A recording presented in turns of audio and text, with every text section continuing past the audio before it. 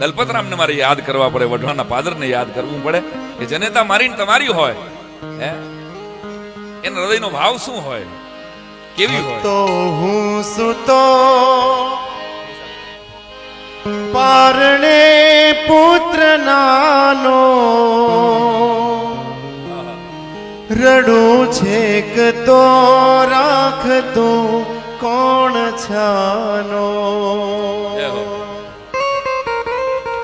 મને દુખી દેખી દુખી કોણ થાતું, મહાહેતવાળી દયાળી જમાતું.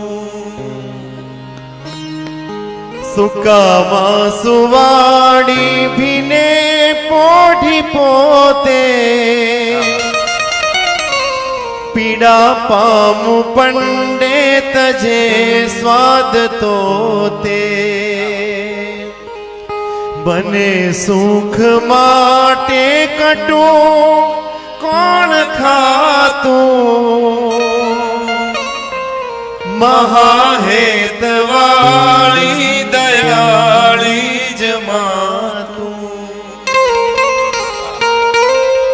એ માં જ હોય. દઈ છાતી સાથે બચી કોણ લે તું.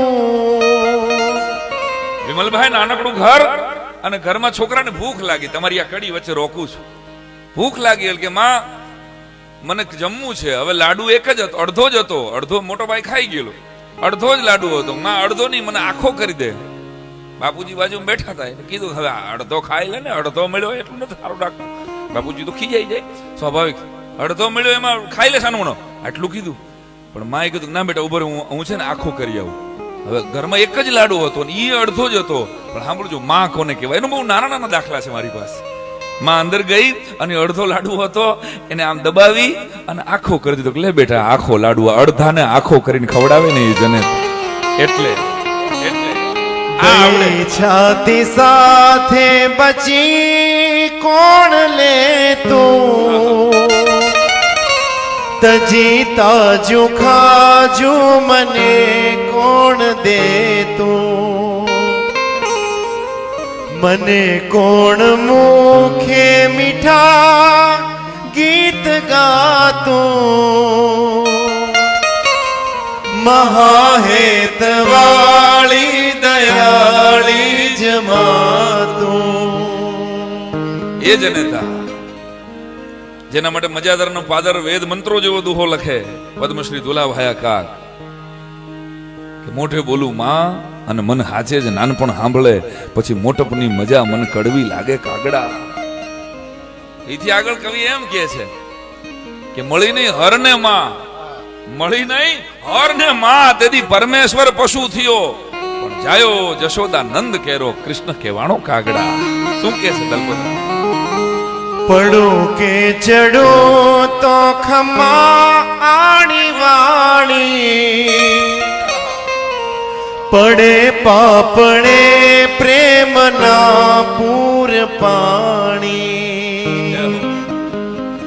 પડું કે ચડું તો ખમા આણી વાણી, પડે પાપડે પ્રેમના પૂર પાણી. પછી કોણ પોતા તણા દૂધ પાતું, મહાહેતવાળી દયાળી જમાતું. માં પ્રેમનું પૂરું વર્તુળ છે. અને એટલે જ મુનવ્વર રાણા નામનો ઉર્દુ શાયર એમ કે છે કે એ અંધેરા દેખ તેરા મુંહ કાલા હો ગયા, એ अंधेरा देख तेरा मुंह काला हो गया, माने आंखें खोल ली, घर में उजाला हो गया. ए अंधेरा देख तेरा मुंह काला हो गया, माने आंखें खोल ली, घर में उजाला हो गया. और किसी के हिस्से में घर आया, किसी के हिस्से में दुख आई, किसी के हिस्से में घर आया, किसी के हिस्से में दुख आई. मैं घर में सबसे छोटा था, मेरे हिस्से में माँ आई। मैं घर में सबसे छोटा, और इस तरह से वो मेरे गुनाहों को धो देती है। हम लोग जो दरेक ना घर में पोतानी माँ माटेनो अनुभव है। इस तरह से वो मेरे गुनाहों को धो देती है। माँ जब बहुत गुस्सा होती है तब रो देती है। और माँ की जली हुई रोटियों पर बहुत शोर मचाया तुमने। आ शेर આજના યુવાનોને કામ લાગે એવું સમજવા જો। माँ की जली हुई रोटियों पर बहुत शोर मचाया तुमने। दो शब्द माँ की जली हुई उंगलियों पर भी बोल देते हैं। અને કેટલાક હરામખોરો માને હાચવી નથી હકતા, અને એવી રજળતી જનતાઓને અમે પણ જોઈ છે, તમે પણ જોઈ હશે। એના માટેનો આ શેર આય હાય। बंटवारे की महफिल में छा गया सन्नाटा। बंटवारे की महफिल में छा गया सन्नाटा, जब मां ने उठकर पूछा कि मैं किसके हिस्से में आई। जब मां ने उठकर पूछा मैं किसके हिस्से में आई।